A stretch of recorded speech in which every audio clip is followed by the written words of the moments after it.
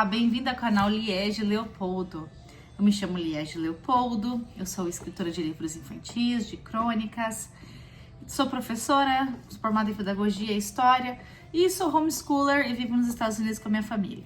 Bom, você já ouviu falar da diferença entre mito, lenda e contos de fada?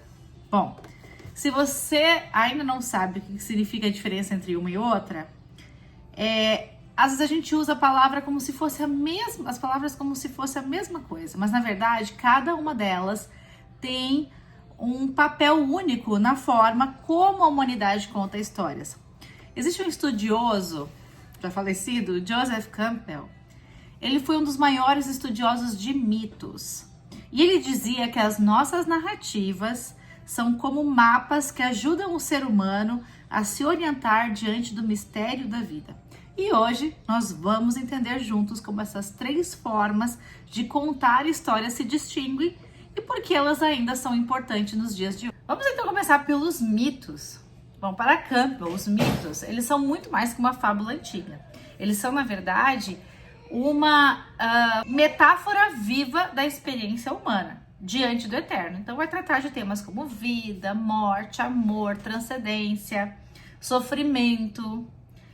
Eles não se preocupam em ser reais no sentido histórico. Eles são, na verdade, uma verdade simbólica. Eles falam de deuses, de forças cósmicas, de arquétipos que representam algo muito maior que nós. Quando a gente ouve, por exemplo, Prometeu roubando fogo dos deuses para entregar aos homens, não estamos apenas diante de uma história grega. Estamos diante de um símbolo do espírito humano, da busca por conhecimento e da coragem diante do poder divino. Como dizia Campbell, os mitos são pistas para as potencialidades espirituais da vida humana. Ou seja, eles são portas de entradas para nós mesmos. Porque para Campbell, todas as narrativas humanas, elas são uma expressão da nossa psique. Então, essa é uma parte bem interessante, porque quando a gente vai ler um mito, a gente está lendo uma expressão da nossa psique humana. As coisas que estão lá dentro da alma estão ali transferidas. Seria mais ou menos assim, como se as nossas histórias contadas fossem os nossos sonhos de olhos abertos. Vamos para as lendas. Enquanto o mito fala de verdades universais, a lenda, ela nasce de um lugar e de um povo. Ela é como se fosse uma memória coletiva, misturada com fatos históricos e junta a imaginação popular. Robin Hood, por exemplo, ele pode até ter existido, mas o que chegou dele até nós é algo quase como uma figura mítica, não é mesmo? Moldado pela esperança de justiça de um povo. No Brasil, a gente tem vários personagens folclóricos, né? Lendários, como Saci, a Yara, que eles misturam, né? Que guarda esse humor e a malícia da cultura popular brasileira. A lenda sempre tem um pé no chão. Ela fala de personagens humanos de um tempo que poderia ser o nosso, mas ela exagera, ela enfeita e ela transforma, mas ela nunca se desconecta do mundo concreto. Enquanto o mito fala do ser humano em relação ao mistério da vida e da existência, a lenda fala do ser humano em relação à sua própria história e ao lugar onde vive. Agora chegou a vez dos contos de fadas. Bom, ao contrário das lendas, os contos de fadas não possuem um lugar definido, embora a gente sempre conecte com os irmãos Grimm e a Europa, mas eles não têm um país específico no qual eles aconteceram, né? Era uma vez, normalmente eles começam assim, né? E já sabemos que não precisamos saber quando ou onde aconteceu, o tempo é temporal, o espaço é simbólico. Cinderela, João e o pé de feijão, Chapeuzinho Vermelho. Esses personagens não possuem um lugar, né? Eles não pertencem a um lugar específico, mas eles falam de valores e dilemas humanos universais.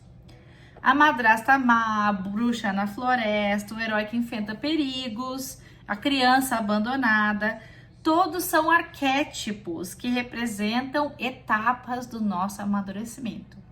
Então, como Campbell já falava, todas as narrativas humanas, as histórias humanas, elas são uma expressão da nossa psique. E os contos de fada, eles falam sobre as etapas do nosso amadurecimento. Elas trazem verdades profundas de uma forma simples. E Jung também, né? Jung, um famoso psicanalista, ele também via os reflexos dos arquétipos, a sombra, o herói, a mãe, o sábio. E o que é o arquétipo? O arquétipo é um modelo universal de comportamento, de postura, né? E ele aparece em tudo, na literatura, nas artes, né? Tanto cênicas quanto visuais. O arquétipo aparece como um modelo de comportamento. Então, como o herói, a mãe, o sábio, são características universais de um modelo de comportamento. De fato, eles não nos dizem o que aconteceu, mas nos ensinam como crescer. Eles falam de coragem, de astúcia, de bondade, de esperança. São os primeiros contatos, normalmente, que as crianças têm com verdades da vida, né? Apresentadas de uma forma mágica que atraem as crianças. Então, vamos fazer uma comparação entre os três? O mito, ele fala do eterno, do espiritual e do cósmico. A lenda, ela fala da memória de um povo com um pé na história e outro na imaginação. Já o conto de fadas fala da formação do coração humano em um tempo fora do tempo.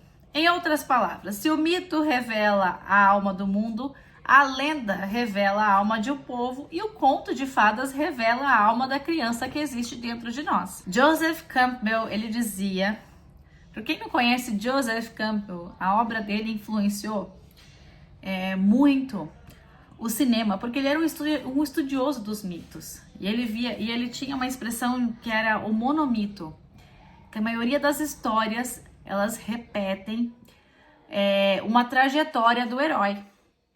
E ele sempre dizia que a humanidade precisa de mitos, porque eles nos ajudam a viver. Mas também precisamos de lendas, porque a gente consegue se identificar culturalmente com elas. E dos contos de fadas, que nos lembram que a imaginação é um alimento da alma. Agora eu quero saber, qual desses tipos de narrativa marcaram mais a sua infância? Foi um mito, uma lenda ou um conto de fadas? Deixa aqui nos comentários, porque eu vou adorar conhecer essas histórias. E se esse vídeo fez sentido para você, por favor, não deixe de se inscrever no canal, que é um jeito muito legal de apoiar escritores brasileiros, apoiando o canal, se inscrevendo. Ativa o sininho, para que também na próxima vez que eu colocar um vídeo no ar, você possa ter acesso em primeira mão. Até a próxima e nunca deixe de ouvir, contar e se encantar com as grandes narrativas da humanidade.